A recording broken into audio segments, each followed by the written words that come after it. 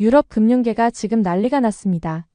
스위스 최고은행 UBS의 시니어 매니저가 한국의 부동산에 완전히 매료되어 파견 연장을 자청했다는 소식이 전해졌기 때문인데요. 이 소식을 처음 접한 유럽의 금융인들은 아시아의 고층 아파트에서 어떻게 살 수 있냐며 걱정의 목소리를 높였고 SNS에서는 그녀가 미쳤다는 반응까지 나올 정도였습니다. 하지만 아무도 예상하지 못했던 반전이 벌어졌습니다. 그녀의 한국 아파트 생활기가 SNS에서 화제가 되면서 유럽 전역의 부호들이 한국행 비행기 티켓을 예약하고 현지 부동산 중개업체에 문의 전화가 빗발치는 사태가 벌어졌는데요. 더욱 놀라운 것은 스위스의 억만장자들이 자신들의 호화로운 저택을 매물로 내놓고 한국 아파트 분양권을 확보하기 위해 현금을 준비하고 있다는 소식까지 전해지고 있습니다. 도대체 한국의 어떤 주거문화이기에 유럽 상류층의 마음을 이렇게 사로잡을 수 있었던 걸까요? 함께 알아보도록 하겠습니다. 안녕하세요. 스위스 UBS 은행의 자산관리 전문가 앤더슨 소피아입니다. 오늘은 제가 한국에 오게 된 특별한 이야기를 들려드리려고 해요. 스위스 제네바에서의 제 일상은 마치 영화의 한 장면 같았죠. 알프스가 보이는 테라스에서 아침 커피를 마시는 것으로 하루를 시작했어요. 32살의 나이에 UBS 은행의 시니어 매니저로서 유럽 금융계 상위 1%의 삶을 살고 있었습니다. 매일 아침 제네바 호수를 내려다보며 걸어가는 출근길, 미슐랭 스타 레스토랑에서의 비즈니스 미팅, 상류층 고객들과의 프라이빗 뱅킹 상담. 많은 이들이 꿈꾸는 삶을 살고 있었던 거죠. 작년 초 인사팀으로부터 첫 번째 해외 파견 제안을 받았어요. 회사의 아시아 시장 확대 전략에 따른 결정이었죠. 처음에는 망설였지만 글로벌 금융 전문가로 성장할 수 있는 기회라 생각했습니다. 첫 파견지는 중국 상하이였어요. 상하이에서의 6개월은 제 인생에서 가장 힘든 시간이었습니다. 회사에서 제공한 고급 아파트는 겉보기에 훌륭했지만 실상은 달랐어요. 매일 아침 창문을 열면 마치 안개처럼 자욱한 미세먼지가 가득했고 숨쉬기조차 힘들었죠. 공기청정기를 24시간 가동해도 실내 공기질 수치는 좀처럼 정상 범위에 들어가지 않았습니다. 소음은 또 다른 고통이었어요. 밤 11시가 넘어서도 새벽 4시에도 심지어 주말에도 멈추지 않는 공사 소음이 계속됐죠. 항의를 해도 소용없었습니다. 중국에선 다 이래요라는 답변만 돌아왔어요. 거리의 혼잡함은 상상을 초월했습니다. 인도에서는 오토바이가 보행자들 사이를 아무렇지 않게 질주했고 차도에서는 신호를 무시하고 역주행하는 차들이 일상적이었어요. 횡단보도를 건널 때마다 목숨을 걸어야 했죠. 위생 상태는 더욱 심각했습니다. 고급 레스토랑이라고 해도 주방을 들여다보면 들어가고 싶은 마음이 싹 사라졌어요. 길거리 음식점에서는 그릇을 씻은 물이 그대로 도로에 버려졌고 음식물 쓰레기가 길가에 방치되는 일이 비일비재했죠. 특히 밤거리는 정말 무서웠어요. 고급 주거단지 아니라고 해도 안심할 수 없었습니다. 밤늦게 퇴근할 때면 단지 입구에서 집까지 가는 100m 거리가 마치 1km처럼 느껴졌죠. 택시를 탈 때도 항상 불안했어요. 기사가 엉뚱한 곳으로 가거나 멀리 돌아가는 일이 다반사였거든요. 그때마다 스위스의 안전하고 깨끗한 거리가 절실히 그리웠습니다. 심지어 병원에 갔을 때의 경험은 최악이었어요. 감기에 걸려 찾은 현지 병원은 마치 전쟁터 같았습니다. 5시간을 기다려서 겨우 3분 진료를 받았는데 의사는 제 상태도 제대로 확인하지 않고 항생제를 처방했죠. 위생 상태도 의심스러워서 약을 먹을 엄두도 내지 못했어요. 쇼핑몰이나 대형마트에서조차 불쾌한 경험이 많았습니다. 사람들이 밀치고 새치기 하는 건 기본이었고 직원들의 서비스 태도도 상상을 초월했죠. 물건을 던지듯이 건네고 거스름돈을 세어보면 실수가 있는 일이 다반사였어요. 이런 일상의 불편함과 문화적 차이를 겪으며 매일 스트레스가 쌓였습니다. 처음에는 적응하면 되겠지라고 생각했지만 시간이 갈수록 불편함은 더욱 커져만 갔어요. 동료들에게 이런 어려움을 털어놓으면 중국은 원래 그래라는 대답뿐이었죠. 6개월간의 상하이 파견을 마치고 제네바로 돌아왔을 때는 정말 안도했습니다. 다시는 아시아에 가고 싶지 않다는 생각뿐이었어요. 하지만 한 달 후 예상치 못한 두 번째 파견 제안이 들어왔어요. 이번에는 한국이었습니다. 솔직히 말씀드리면 처음에는 단호하게 거절할 생각이었어요. 중국에서의 경험이 너무 좋지 않았거든요. 인터넷으로 검색해본 한국은 중국과 마찬가지로 고층 아파트가 빽빽이 들어선 회색빛 도시였습니다. 또 다른 혼잡한 아시아 도시겠지라는 선입견이 있었죠. 상사는 한국이 중국과는 전혀 다른 나라라고 설득했어요. 세계적인 기업들이 즐비하고 금융 시스템도 선진화되어 있다고 했죠. 하지만 중국에서의 트라우마가 쉽게 가시지 않았습니다. 제네바의 동료들도 한국에 대해 잘 아는 사람이 없었어요. 대부분이 삼성이나 현대 정도만 알고 있었죠. 또 아시아로 가냐는 걱정부터 거기도 중국처럼 복잡하지 않을까라는 우려의 목소리가 많았습니다. 결국 커리어를 위해 한국행을 결심했지만 마음은 무거웠어요. 짐을 싸는 내내 상하이에서의 불편했던 기억들이 떠올랐죠. 제네바의 동료들은 제게 위로의 말을 건넸습니다. 힘들면 바로 돌아와 파견 기간을 최소화해달라고 요청해볼게. 다들 제가 또 힘든 시간을 보낼 거라 생각했나 봐요. 인천행 비행기를 타기 전날 제네바 호수가 보이는 레스토랑에서 마지막 저녁 식사를 했습니다. 알프스의 설산이 붉게 물드는 일몰을 바라보며 과연 잘하는 걸까 하는 생각이 들었어요. 완벽하게 정돈된 스위스의 거리, 친절한 이웃들, 평화로운 일상, 이 모든 것을 뒤로하고 또다시 낯선 아시아 국가로 떠난다는 게 두려웠죠. 12시간의 비행 동안에도 불안한 마음은 가시지 않았어요. 기내에서 한국 관련 기사들을 찾아보았지만 여전히 잘와 닿지 않았습니다. 그저 중국보다는 나으면 좋겠다라는 생각뿐이었죠. 하지만 제 모든 걱정과 불안은 인천국제공항에 도착하는 순간 괜한 걱정이었다는 것을 깨닫게 해주었죠. 상하이와는 전혀 다른 광경이 제 눈앞에 펼쳐졌거든요. 깔끔하게 정돈된 공항, 친절한 직원들, 효율적인 입국 시스템, 이것은 제 인생에서 가장 큰 편견이 깨지는 순간의 시작이었습니다. 그리고 이후에 제가 경험하게 될 놀라운 일들은 제가 상상했던 것보다 훨씬 더 특별했어요. 인천국제공항에 도착한 순간 마치 다른 세계에 온 것만 같았어요. 상하이에서의 악몽 같던 경험을 떠올리며 긴장했던 마음이 순식간에 바뀌었죠. 탁 트인 천장과 깔끔한 인테리어, 어디서도 불쾌한 냄새가 나지 않는 청결한 공기. 이게 정말 아시아의 공항이 맞나 싶었습니다. 입국 심사대로 향하는 동안 처음으로 아시아에서 질서를 경험했어요. 사람들이 줄을 서서 차례를 기다리고 서로 밀치거나 새치기 하는 사람이 단 한 명도 없었죠. 상하이에서는 상상조차 할 수 없었던 광경이었습니다. 입국 심사 과정도 놀라웠어요. 심사관은 친절했고 효율적이었죠. 상하이에서는 입국 심사를 받으며 까다로운 질문들을 수없이 받았는데 여기서는 전혀 달랐습니다. 오히려 한국 방문이 처음이시죠? 좋은 시간 보내세요 라는 친절한 인사를 받았어요. 수화물을 찾아 출구로 나오는 동안에도 놀라움의 연속이었습니다. 공항 직원들은 모두 단정한 유니폼을 입고 있었고 질문하면 친절하게 답해 주었어요. 심지어 화장실은 호텔 수준이었죠. 상하이 공항의 지저분한 화장실이 떠올라 비교가 됐습니다. 공항에서 도심으로 가는 길은 더 큰 충격이었어요. 깨끗하게 정비된 도로, 질서 있게 운행되는 차들. 상하이에서 경험했던 아수라장 같은 도로와는 차원이 달랐죠. 택시 기사님은 정확한 요금을 청구했고 에어컨과 시트도 깨끗했습니다. 서울 도심에 들어서며 본 야경은 평생 잊지 못할 것 같아요. 화려하면서도 정돈된 느낌의 빌딩들, 깨끗한 거리, 밝은 조명. 상하이의 난잡한 네온사인과는 완전히 달랐죠. 특히 인상 깊었던 건 거리를 걷는 사람들의 모습이었습니다. 늦은 시간임에도 젊은 여성들이 혼자 걸어다니는 모습이 자연스러웠어요. 호텔에 체크인하고 잠시 주변을 둘러보기로 했죠. 밤 11시가 넘은 시간이었는데 거리는 여전히 활기찼어요. 그런데 이상하게도 위험하다는 느낌이 전혀 들지 않았습니다. 24시간 문을 여는 편의점에 들어갔는데 이건 또 다른 충격이었죠. 깨끗한 매장, 다양한 상품들, 그리고 친절한 직원까지. 심지어 따뜻한 음식도 판매하고 있었어요. 다음날 아침 회사로 출근하면서 지하철을 경험했습니다.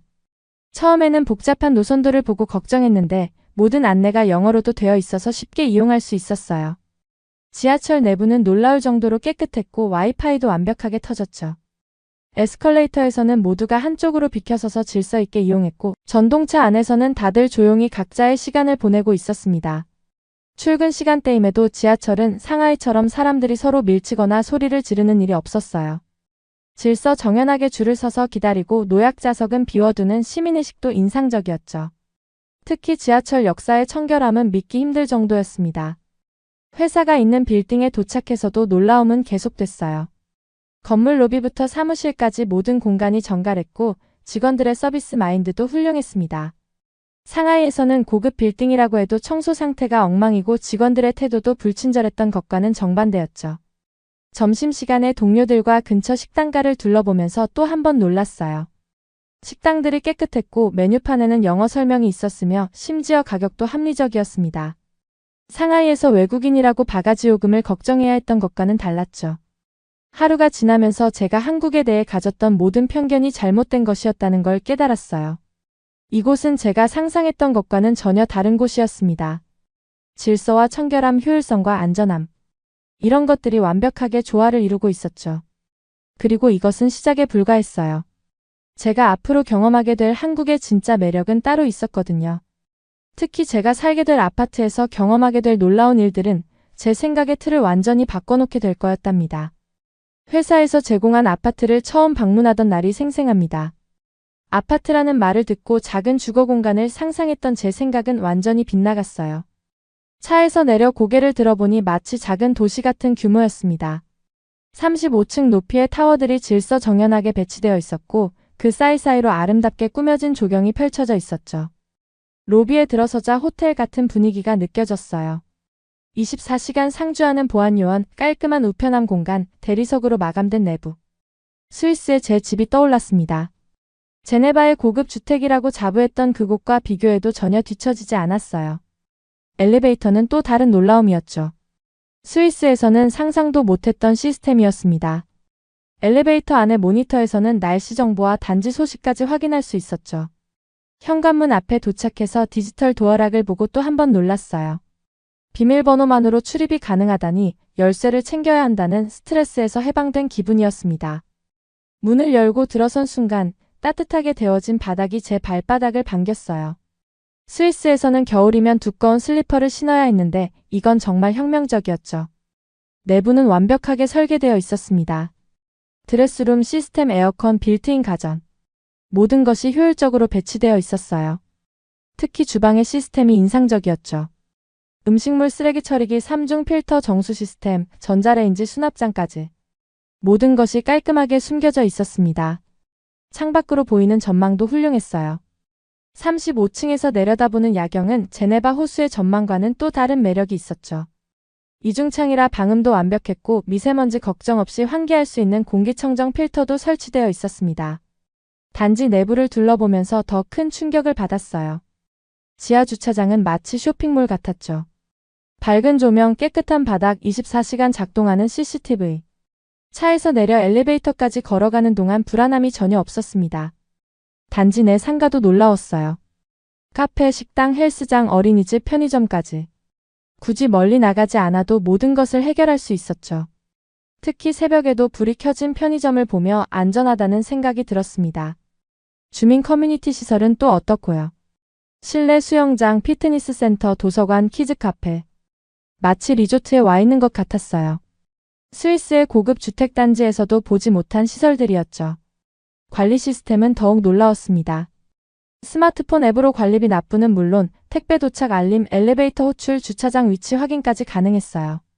분리수거도 체계적이었죠. 지하 1층의 분리수거장은 마치 작은 재활용 센터 같았습니다.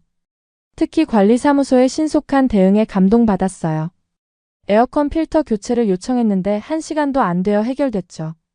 스위스에서는 수리기사를 부르면 최소 일주일은 기다려야 했는데 이건 정말 혁명적이었습니다.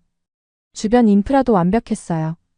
지하철역이 도보 5분 거리에 있었고 대형 쇼핑몰도 걸어서 10분이면 갈 수 있었죠. 학교, 병원, 공원까지.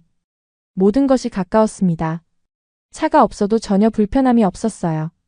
이런 경험들이 쌓이면서 한국의 아파트 문화를 이해하게 됐습니다. 왜 이렇게 많은 한국인들이 아파트를 선호하는지, 왜 이렇게 높은 가치를 인정받는지 깨달았어요.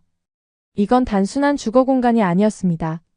편리함과 안전, 효율성과 커뮤니티가 완벽하게 조화를 이룬 하나의 작은 도시였죠. 그리고 이런 시스템은 제 일상을 완전히 바꿔놓았어요. 더 이상 생활의 불편함으로 스트레스 받을 일이 없었고 안전에 대한 걱정도 사라졌습니다. 오히려 매일매일이 새로운 편리함을 발견하는 즐거움으로 가득했죠.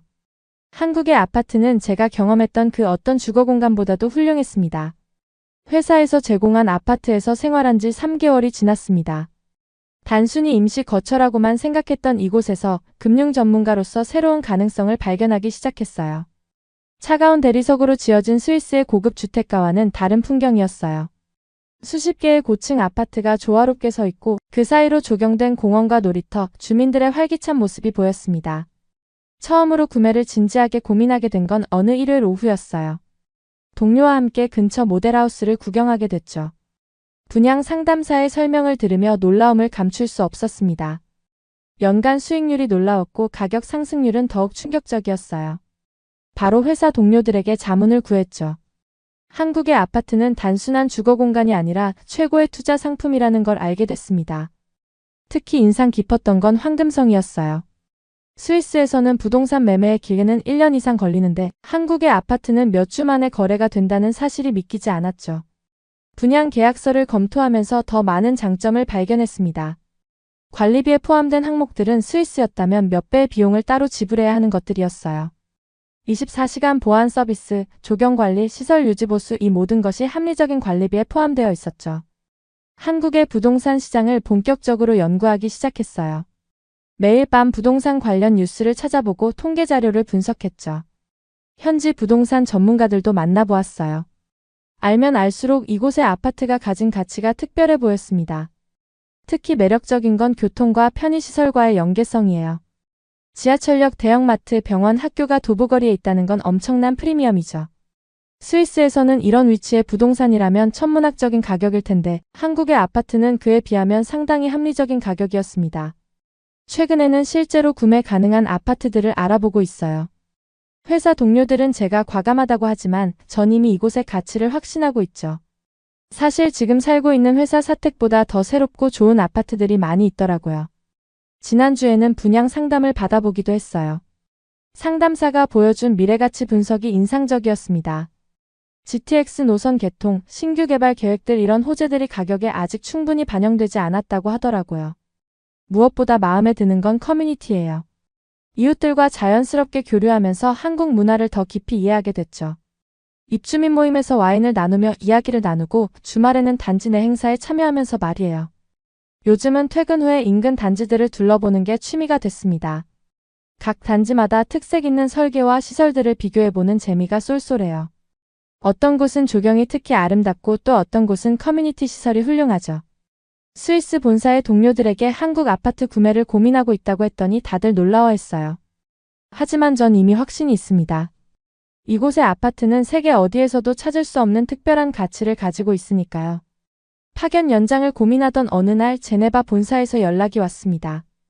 1년간의 파견 기간이 곧 끝나간다며 복귀 여부를 물어보더군요.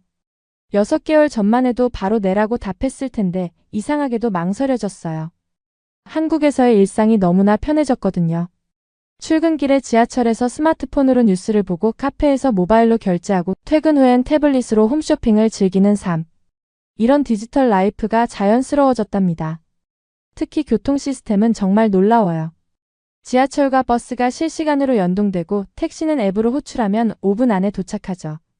스위스의 정확한 시스템도 좋지만 한국의 빠르고 편리한 교통은 그 이상이에요. 의료 서비스도 감동적이었습니다. 얼마 전 갑자기 치통이 심해져서 주말에 병원을 찾았는데 당일 진료와 치료가 가능하더군요.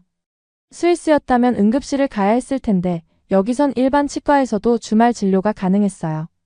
게다가 비용은 스위스의 10분의 1도 안 됐죠. 식문화는 또 어떡해요? 처음엔 낯설었던 배달 음식이 이제는 일상이 됐어요. 야근 후 집에서 든든한 식사를 할 수 있고 주말엔 친구들과 다양한 음식을 배달시켜 즐기죠. 심지어 장보기도 앱으로 주문하면 몇 시간 만에 배송되니 편리하기 그지없어요. 직장 생활도 많이 달라졌습니다.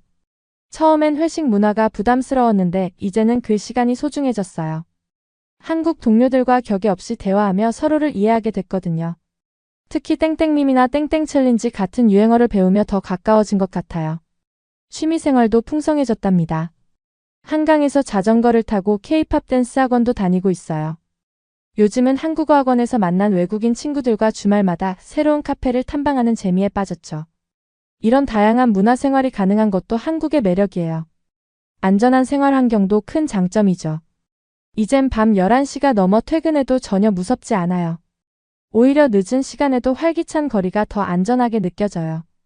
스위스는 밤 8시만 되어도 거리가 텅 비는데 이곳은 24시간 불이 꺼지지 않죠. 한국의 빠른 변화 속도도 매력적이에요. 새로운 기술이 도입되고 트렌드가 바뀌고 마치 내일의 삶을 미리 경험하는 것 같아요. 스위스의 안정적인 삶도 좋지만 한국의 역동적인 에너지가 더 신나게 만들어요. 일적인 면에서도 많이 성장했습니다. 빠른 의사결정과 실행력, 혁신을 추구하는 마인드. 이런 한국의 기업 문화는 제게 새로운 자극이 됐어요. 본사로 돌아가면 이런 경험을 살려 더 나은 변화를 만들 수 있을 것 같아요. 특히 인상 깊었던 건 빨리빨리 문화예요. 처음엔 적응하기 힘들었지만 이제는 이 효율성이 좋아졌어요. 일 처리가 빠르니 더 많은 것을 경험하고 배울 수 있거든요. 최근에는 한국어 실력도 많이 늘었어요. 이제는 동료들과 간단한 농담도 할 수 있고 드라마도 자막 없이 조금씩 이해할 수 있게 됐죠. 매일 아침 사무실에서 하는 안녕하세요가 더 이상 어색하지 않아요. 한국에서의 시간은 제 인생의 특별한 전환점이 됐습니다. 단순한 해외 파견이 아닌 새로운 삶의 가치를 발견하는 시간이었죠. 이제는 이곳에서 더 많은 것을 배우고 경험하고 싶어요. 얼마 전 본사에 파견 연장을 정식으로 요청했어요. 6개월이 아닌 2년 더 한국에서 지내며 이곳의 금융시장을 연구하고 싶다고요. 동료들은 제가 미쳤다고 할지 모르지만 전 이미 확신해요. 이곳에서의 삶이 제게 더 큰 성장을 가져다 줄 거라는 걸요. 매일 아침 눈을 뜨면 설렘이 가득해요. 오늘은 어떤 새로운 경험을 하게 될지, 어떤 즐거움이 기다리고 있을지 너무 궁금하답니다. 한국에서의 하루하루가 새로운 도전이자 축복이에요. 앞으로의 한국 생활 동안 여러 가지를 즐겨보려고 해요. 강원도나 제주도 여행도 가보고 전주 한옥마을에 가서 한복도 입어보고 싶어요. 또 한국에 좋은 여행지가 있으면 추천해 주실래요? 또 방문해 봤을 때 만족도가 높은 호텔, 리조트 등 숙소도 추천해 주세요. 감사합니다. 사연을 재밌게 들으셨다면 구독과 알림 설정 부탁드립니다. 여러분의 구독과 알림 설정은 영상 제작에 큰 힘이 됩니다. 지금까지 외국인의 시선에서 한국의 감동에 빠진 이야기를 전해드리는 감동 다이브였습니다. 좋은 하루 보내세요. 감사합니다. LA가 지금 발칵 뒤집혔습니다. 미국 최대 실버타운에서 한국의 트로트가 울려 퍼지기 시작했기 때문인데요. 처음 이 음악을 접한 백인 환자들은 시끄럽다며 관리자에게 민원을 제기했고 심지어 노인 학대라며 고발까지 진행됐습니다. 하지만 아무도 예상하지 못한 반전이 일어났습니다. 그 트로트는 단 몇 주 만에 실버타운 전체를 사로잡았고 이제는 아침 산책 시간마다 노래소리가 울려 퍼지는 필수 코스가 되어버렸는데요. 심지어 일본인 할머니까지 트로트의 매력에 빠져 노래방을 다니실 정도라고 합니다.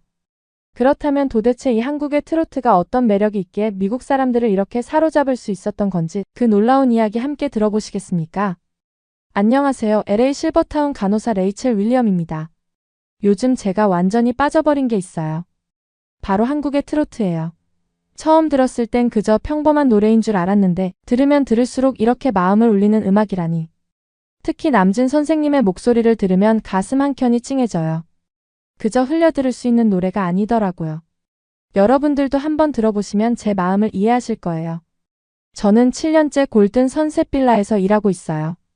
이곳은 LA 교외의 조용한 언덕에 자리 잡은 실버타운인데 특히 아시아계 어르신들이 많이 계시죠. 창 밖으로 보이는 야자수와 꽃들, 따뜻한 캘리포니아의 햇살이 어우러져 마치 작은 천국 같은 곳이에요. 저는 어릴 때부터 할머니, 할아버지를 모시고 사는 가정에서 자랐어요. 그래서인지 자연스럽게 노인 간호에 관심을 갖게 되었고 대학에서 간호학을 전공했죠. 졸업 후 여러 병원을 거쳐 이곳에 오게 되었는데 지금 생각해보면 운명이었나 봐요. 이곳에서 제 인생을 바꿔놓을 특별한 만남이 기다리고 있었으니까요. 작년 봄 저희 실버타운에 특별한 손님 두 분이 오셨어요. 한국에서 오신 김순자 할머니와 일본에서 오신 사토 미치코 할머니였죠. 두 분 다 80대 후반이시지만 첫 만남부터 서로 다른 개성이 눈에 띄었어요. 김순자 할머니는 늘 환한 미소를 지으시며 주변 사람들과 금방 친해지셨고 사토 할머니는 조용하고 예의 바른 분이셨죠. 김 할머니는 LA에 사는 아들 내외가 바빠서 실버타운에 모시게 되었다고 해요. 한국에서는 전라도 순천에서 평생을 사셨다고 하더라고요. 순천 말씀이 나올 때마다 할머니의 눈빛이 반짝거렸어요. 순천만의 갈매기가 날아들면 하늘이 하얗게 변한다고 자주 말씀하셨죠. 사토 할머니는 도쿄에서 오셨는데 미국에 사는 딸이 어머니를 가까이서 모시고 싶어 모시게 되었다고 해요. 처음에는 모든 게 평화로웠어요. 217호 병실은 아침마다 따뜻한 햇살이 가득 들어오는 곳이었는데 그곳에서 두 할머니는 함께 지내게 되셨죠. 김할머니는 침대 옆 작은 탁자에 오래된 카세트 플레이어를 두고 계셨어요. 그 카세트는 할머니가 한국에서 가져오신 몇 안 되는 소지품 중 하나였죠. 저는 매일 아침 7시 라운딩을 돌 때마다 그 카세트에서 흘러나오는 노래를 들을 수 있었어요. 오님과 함께. 처음 들었을 때는 낯선 멜로디였지만 김할머니께서 그 노래를 들으실 때마다 보이시던 행복한 표정이 참 인상적이었어요. 나중에 알고 보니 그 목소리의 주인공은 남진이라는 한국의 국민 가수셨더라고요. 할머니께서는 젊은 시절 남진의 콘서트를 보러 가셨던 이야기를 자주 들려주셨어요. 그때마다 마치 소녀처럼 수줍게 웃으시던 모습이 지금도 생생해요. 사토 할머니도 처음에는 미소를 지으며 그 노래를 듣고 계셨어요. 때로는 고개를 살짝 끄덕이시며 리듬을 타시기도 했죠. 두 분은 서로 다른 나라 출신이었지만 비슷한 연배이시다 보니 금방 가까워지실 것 같았어요. 매일 아침 7시 바이탈 체크를 하면서 시작되는 하루는 늘 평화로웠어요. 9시에는 함께 아침 식사를 하시고 10시에는 실버타운 정원을 산책하셨죠. 김할머니는 걸으시면서도 남진의 노래를 흥얼거리셨고 사토 할머니는 그런 김할머니를 보며 미소 짓곤 하셨어요. 때로는 두 할머니가 서로의 젊은 시절 이야기를 나누시는 모습도 볼 수 있었어요. 비록 서투른 영어로 대화하시긴 했지만 그 모습이 참 아름다워 보였어요. 김할머니는 한국의 시장에서 있었던 재미있는 일들을, 사토 할머니는 도쿄의 번화가에서의 추억을 이야기하셨죠. 특히 음식 이야기를 나누실 때면 두 분 다 눈을 반짝이시며 이야기꽃을 피우셨어요. 김치와 스시, 비빔밥과 라멘. 서로의 나라 음식을 이야기하면서 웃음꽃이 피었죠. 저는 그때 음식처럼 음악도 서로를 이어주는 다리가 될 수 있지 않을까 라는 생각을 했어요. 왜냐하면 국적이 다르지만 뭔가 서로 공감을 하고 있다는 것처럼 느껴졌거든요. 하지만 그때는 몰랐어요. 이 평화로운 일상이 곧 깨어질 거라는 걸 말이죠.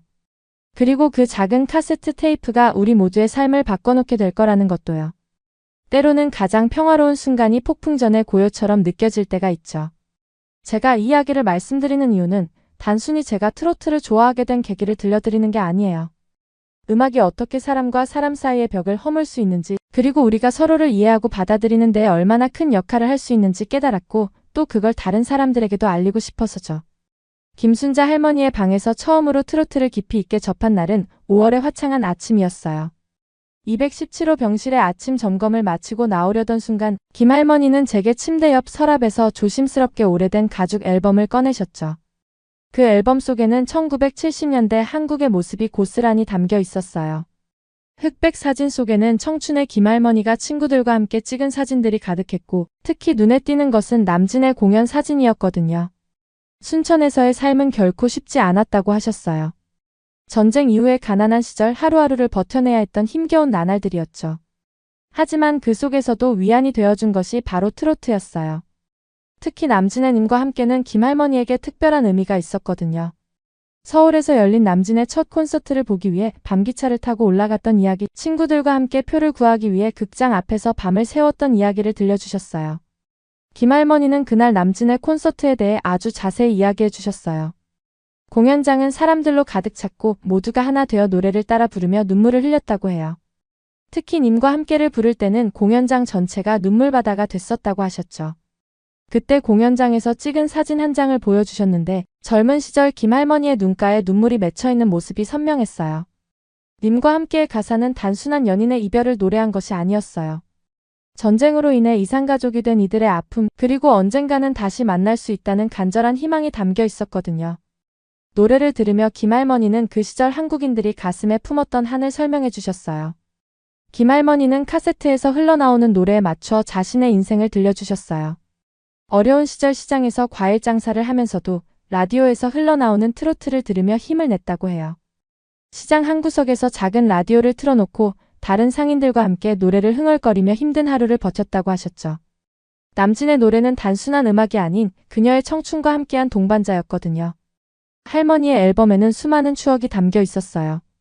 시장에서 찍은 사진, 라디오 앞에서 찍은 사진, 친구들과 함께 찍은 사진들, 각각의 사진마다 트로트와 관련된 이야기가 있었죠.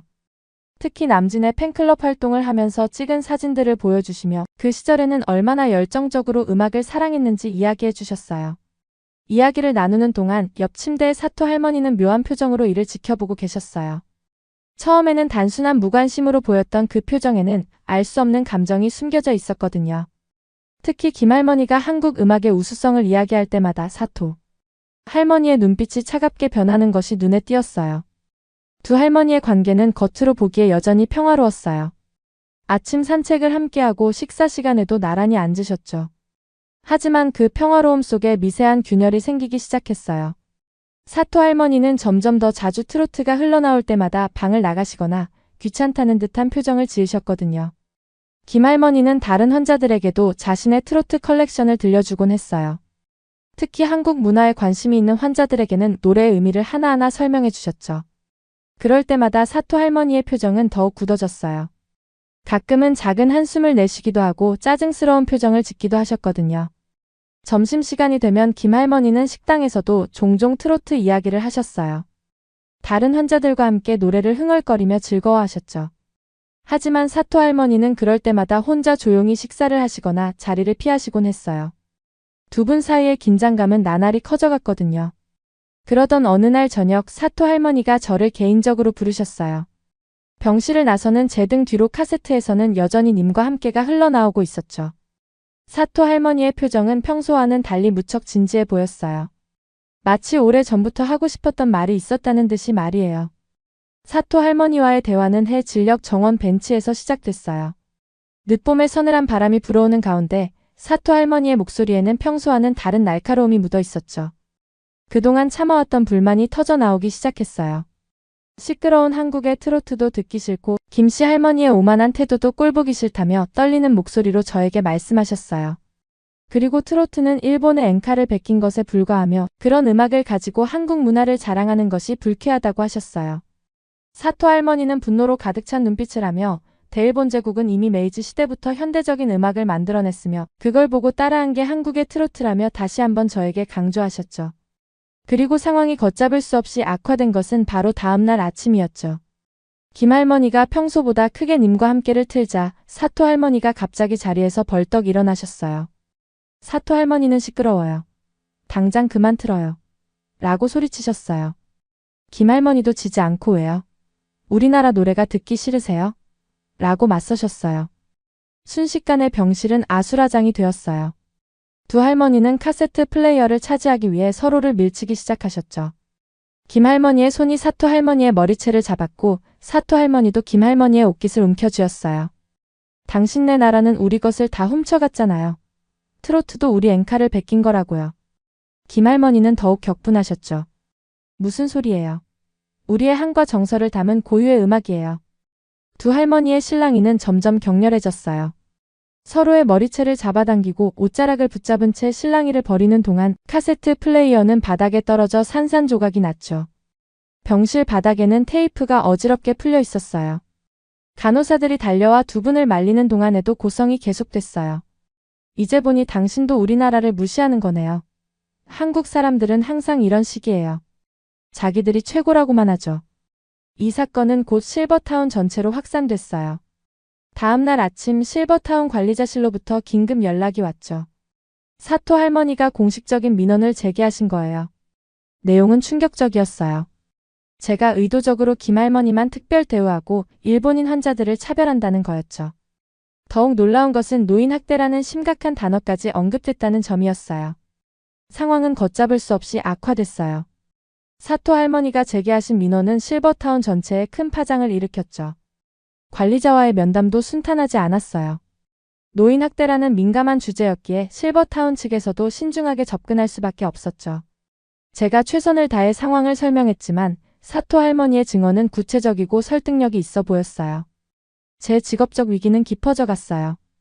실버타운 관리자들은 이 사건을 심각하게 받아들였고 징계위원회 소집까지 거론됐죠. 7년간 성실하게 일해온 경력도 환자들과 쌓아온 신뢰도 한순간에 무너질 위기에 처했어요. 실버타운의 분위기도 조금씩 달라지기 시작했어요.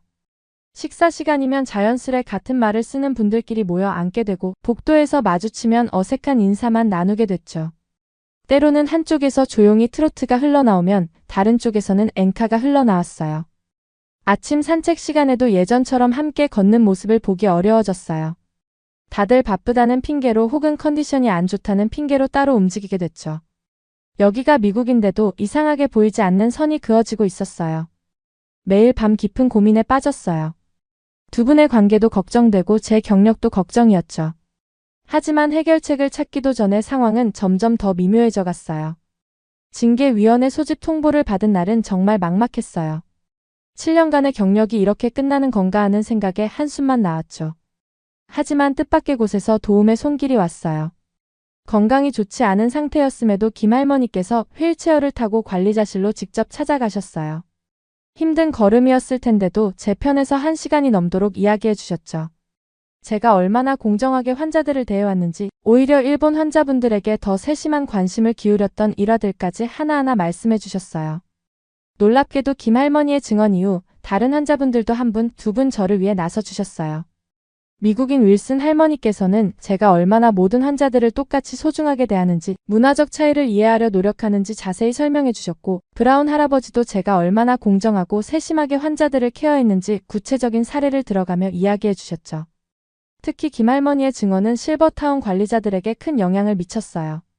평소 과묵하시던 분이 이렇게까지 나서서 이야기하시는 걸 보면서 관리자들도 제 진심을 알아봐 주신 것 같았죠.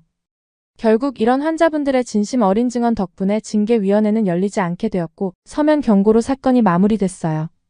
하지만 이게 끝이 아니었어요. 김할머니의 건강이 급격히 나빠지기 시작했거든요. 밤에는 기침이 심해지고 열도 자주 나셨어요. 의사 선생님 말씀으로는 폐렴 증세라고 했죠. 할머니의 상태는 나날이 쇠약해져만 갔어요. 그러던 어느 날 사토 할머니가 작은 과일 바구니를 들고 조심스럽게 김할머니의 병실을 찾아오셨어요. 그동안의 미안한 마음을 전하며 자신도 젊은 시절 가수를 꿈꿨다는 이야기를 들려주셨죠. 특히 미사코 히바리라는 엔카 가수를 좋아했다고 해요. 김할머니의 노래하는 모습에서 히바리의 모습이 떠올랐다는 고백도 했어요. 김할머니도 미사코 히바리의 노래를 좋아했다며 힘없이 미소를 지으셨어요. 그날 이후로 사토 할머니는 매일 김할머니를 찾아왔어요. 일본 과자도 가져오고 옛날 사진도 보여주며 이야기를 나누셨죠. 두 분이 함께 노래를 부르시는 모습도 보게 됐어요. 김할머니의 님과 함께와 사토 할머니의 가나시미보 씨가 어우러져 특별한 하모니를 만들어냈죠. 서로 다른 언어였지만 그 속에 담긴 감정은 똑같았어요. 비록 김할머니의 건강은 계속해서 나빠졌지만 사토 할머니는 매일같이 찾아와 손을 잡아주었어요. 실버타운의 분위기도 자연스럽게 바뀌어갔죠. 더 이상 국적으로 나뉘어 앉지 않게 되었고 서로의 문화를 이해하려 노력하는 모습이 보이기 시작했어요. 이 과정을 지켜보며 음악이 가진 특별한 힘을 깨달았어요. 음악은 국경을 넘어 사람의 마음을 움직일 수 있다는 것, 그리고 진정한 화해는 서로를 이해하려 노력할 때 시작된다는 것을요. 두 할머니의 화해를 지켜보며 이 경험이 제게 얼마나 소중한 깨달음을 주었는지 모른다는 생각이 들었어요. 김순자 할머니는 어느 겨울 아침 조용히 눈을 감으셨어요. 마지막 순간까지 사토 할머니가 손을 잡고 계셨죠. 레이첼, 이거 당신 줄게요. 그날 오후 사토 할머니는 김할머니의 카세트 테이프를 저에게 건네셨어요. 처음에는 그저 추억이 담긴 물건 정도로 생각했어요. 하지만 그날 밤 퇴근길에 혼자 카세트를 들어보면서 왠지 모를 감동이 밀려왔죠. 님과 함께라는 노래가 이렇게 깊은 의미를 가진 노래였다는 걸 처음 알았어요. 출근길에도 퇴근길에도 그 테이프를 들었어요. 처음에는 낯설기만 했던 멜로디가 어느새 제 일상의 한 부분이 됐죠. 특히 힘든 날에는 김할머니가 들려주셨던 이야기를 떠올리며 노래에 담긴 희망을 느꼈어요. 사토 할머니도 많이 달라지셨어요. 이제는 다른 환자분들과 함께 한국 노래를 듣기도 하시고 가끔은 직접 흥얼거리시기도 했죠. 김 씨가 그렇게 좋아하더니 이제 보니 정말 좋은 노래네요. 실버타운의 분위기도 완전히 달라졌어요. 더 이상 국적으로 나뉘지 않게 됐고 오히려 서로의 문화를 공유하는 시간이 늘어났죠. 한 달에 한 번씩 문화의 날을 정해서 각국의 음악을 함께 듣고 음식도 나눠 먹게 됐어요. 어느 날은 제가 트로트를 부르는 걸 환자분들이 들으시곤 깜짝 놀라셨어요. 레이첼, 당신도 트로트를 좋아하게 된 거예요? 네, 저도 모르는 사이에 트로트의 매력에 푹 빠져 있었던 거죠. 요즘은 퇴근 후에 트로트 교실에도 다니고 있어요. 처음에는 한국어 발음이 너무 어려웠지만 하나씩 배워가는 재미가 있더라고요. 특히 님과 함께를 부를 때면 김할머니의 미소가 떠올라요. 실버타운에서는 이제 제가 트로트 간호사로 불린다고 해요. 환자분들의 혈압을 재면서 트로트를 흥얼거리니까 긴장하시는 분들도 편하게 검진을 받으실 수 있대요. 김할머니의 방은 지금 다른 환자분이 사용하고 계시지만 저는 가끔 그 방을 지나면서 옛 생각에 잠기곤 해요. 할머니가 남기신 카세트 테이프는 지금도 제 책상 서랍에 고이 모셔두었죠. 얼마 전부터는 LA 한인문화센터에서 트로트를 배우고 있어요. 처음에는 한국어 발음도 어렵고 노래의 깊은 의미를 이해하기도 힘들었지만 한국 배워가면서 트로트의 매력에 더 깊이 빠져들게 됐죠. 특히 님과 함께를 배울 때는 김할머니께서 들려주셨던 이야기들이 떠올라서 더 열심히 연습했어요. 선생님께서는 제가 노래에 담긴 한을 잘 표현한다고 칭찬해 주시는데 아마도 그건 김할머니와 사토 할머니를 통해 배운 진심 덕분이 아닐까요? 이제는 한국 환자분들이 오시면 제가 먼저 트로트 이야기를 꺼내요. 그러면 환자분들 얼굴에 미소가 번지면서 고향 이야기도 하고 옛날 이야기도 하게 되죠. 음악은 정말 마법 같은 것 같아요. 서로 다른 문화, 다른 언어를 사용하는 사람들의 마음을 이어주니까요. 며칠 전에는 사토 할머니께서 일본 친구분들과 함께 노래방에 가셨다고 해요. 그런데 무슨 노래를 부르셨는지 아세요? 바로 님과 함께였대요. 김 씨가 있었다면 정말 좋아했을 거예요. 사토 할머니의 눈시울이 붉어졌어요. 지금도 가끔 힘든 일이 있으면 김할머니의 테이프를 듣곤 해요.